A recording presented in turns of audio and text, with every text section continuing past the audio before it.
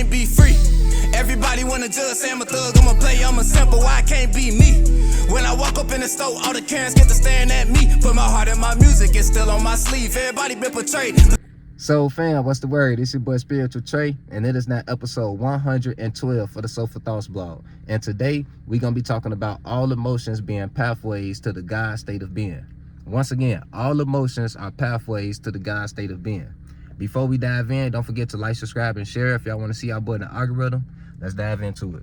Now, all emotions are pathways to the God state of being. What do I mean when I say that? Well, what is the God state of being? First off, and I've said this in plenty of videos, right, including my last one. The godly state of being is peace of mind, right? That's the state of being that we will all love to reach, right? No matter how chaotic of a person's mind, no matter how chaotic their ego may seem to be, because they might be lost in any selfish attributes that they have instilled in their ego or whatever the case might be. We are, bad family, I got a call, but we are all trying to achieve peace of mind, right? And from peace of mind comes compassion. From the state of peace comes compassion. When you look at another entity with no judgment in your heart, if you don't have any biases you attach to, any judgments you attach to, and you're looking at another being just with no judgment, compassion will come from your heart. When you look at something from a clear space. And what is peace? Clearness, right? Clarity, right? When you at a peaceful state, your mind is clear, right? So when you judge something from a clear state of being, you immediately attract the godly emotion that we call compassion. You feel me? So we are all trying to reach this godly state of being that we call peace, that we call compassion. And when you are in the seat of the observer, you understand from observing your mind that everything around you, including your mind, is here to help you reach that godly state of being.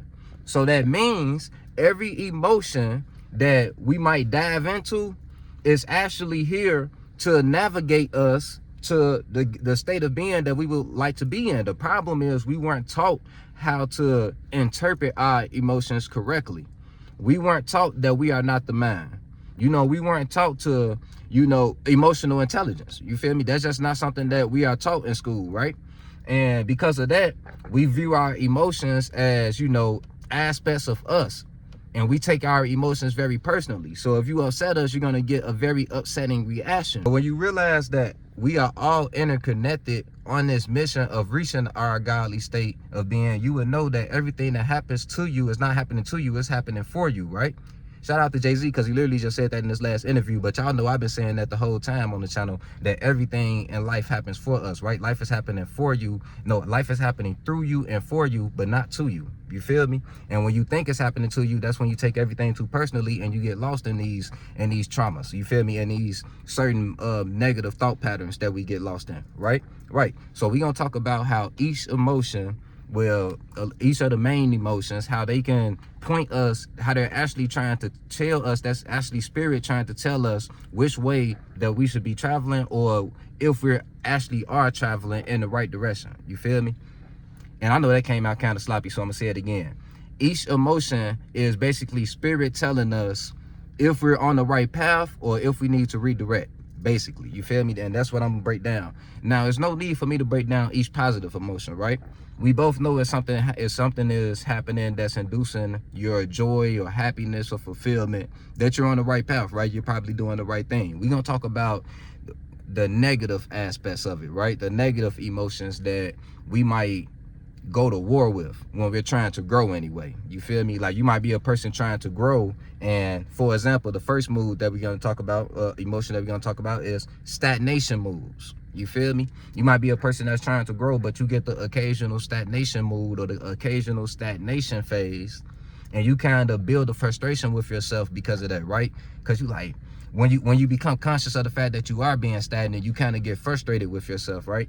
And I'm here to tell you that that's not the best way to go about it. Being at war with yourself is going to do nothing but put you in more depressive moods. You're going to notice that stagnation phase is going to start lasting longer and longer, the more frustrated you get with it. You feel me? Even if you get up and try to act, you're not going to have the energy to actually act on it, because you're doing it from such a negative intent, a negative standpoint. You're acting on your creativity right now because you're mad at the fact that you've been stagnant, instead of you acting on it because you actually having the energy to act on it. You feel me? So instead of fighting our emotions, we have to learn how to harmonize with them, and you kind of like melt them away. You feel me?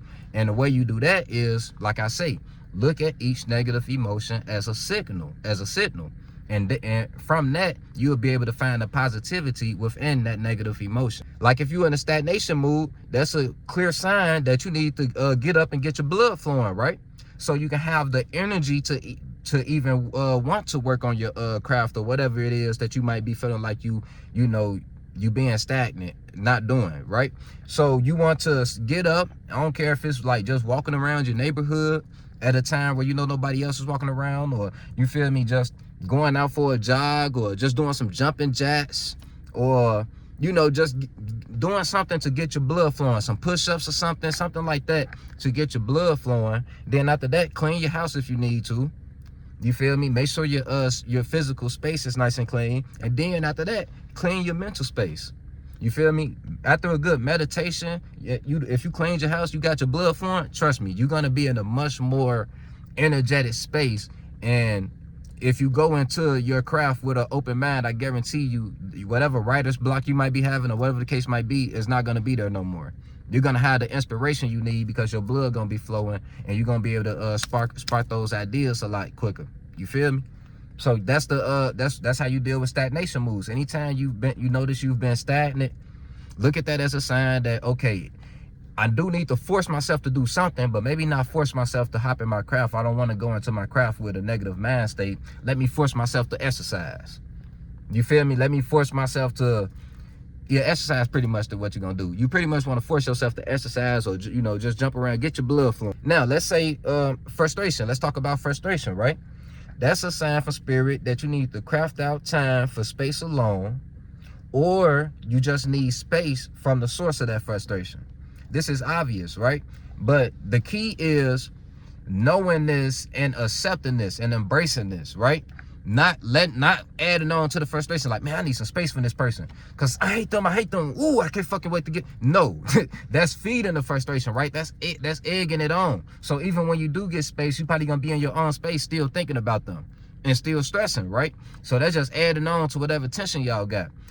When you get frustrated with a person, just positively look at that as, okay, we just need some space from each other. Or we need space from this topic that we talking about. We don't need to be in this same space together talking about what we talking about. Like, we should keep our friendship in these spaces. You feel me? And just look at it like that and purely accept it.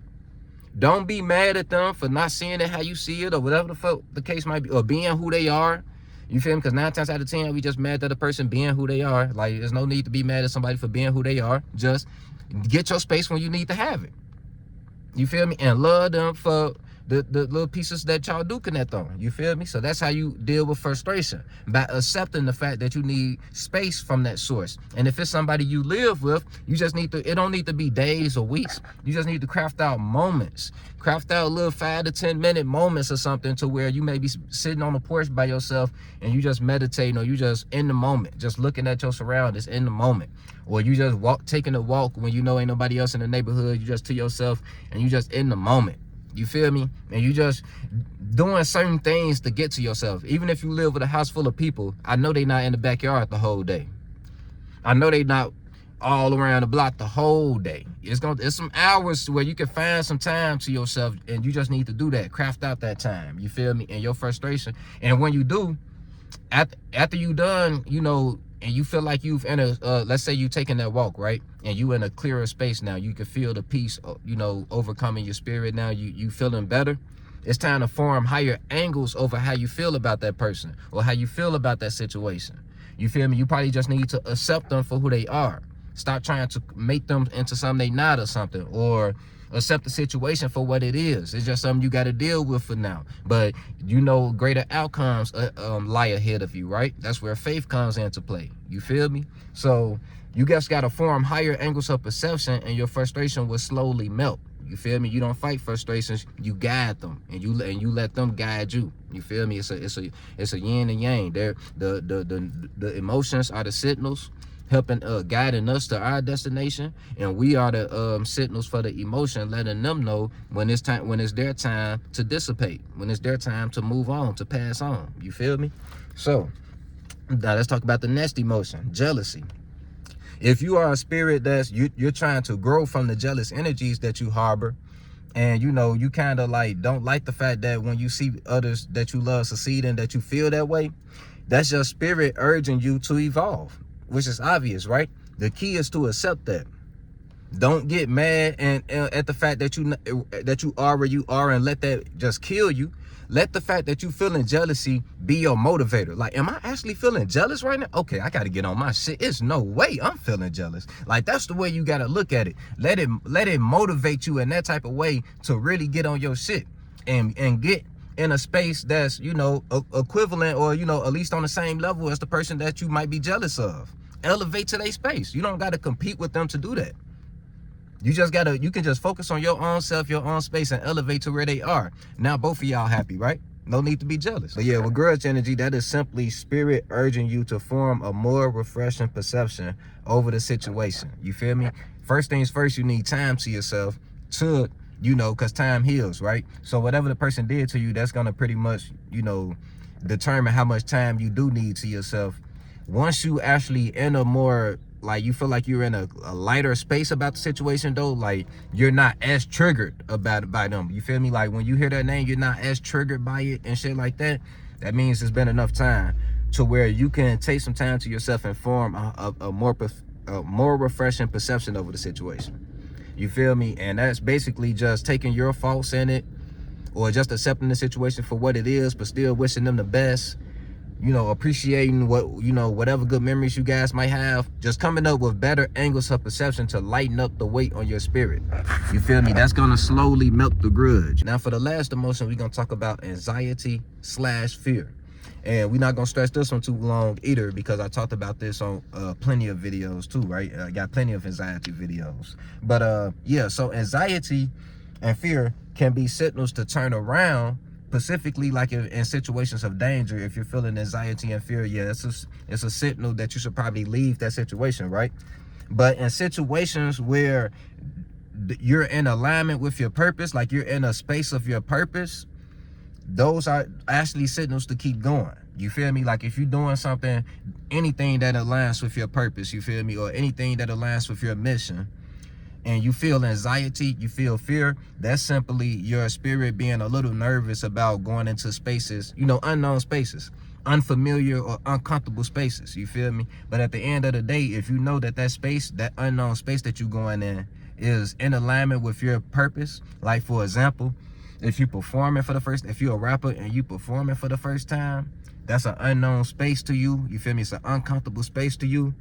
But that space is in alignment with your actual purpose, your dream of being a rapper, you're going to go ahead. You're supposed to push through that anxiety, right? That anxiety it wants you to push through it. It's actually telling you to push through it. You feel me? And when you hold back, that's why you feel so bad afterwards. You feel me? That's when you don't actually go after it. You feel me? So all negative emotions, pretty much the gist of the video, are signals telling you what path your spirit should be heading down, which direction you should reroute to, or if you're on the right path. You feel me? It's your boy Spiritual Trey signing out. Love you, family. Remember, you are not your mind. You are the spirit that's forming and creating your mind. So anything that comes from your mind, you must know is in the best for your spirit. You just have to know how to look at it from a proper lens. You feel me? As the observer. It's your boy Spiritual Trey signing out, family. Love you. On the beat, start preaching. Feel no evil, see no evil but peep it. I don't aim for the stars, I want leeches. And the snake spawn, I'ma kill the whole species. Rest in peace to all the peaceful preaching. The youngest wildin', but they say they evil, that's kinda reaching. Who really controlling the way you thinking? Find the truth.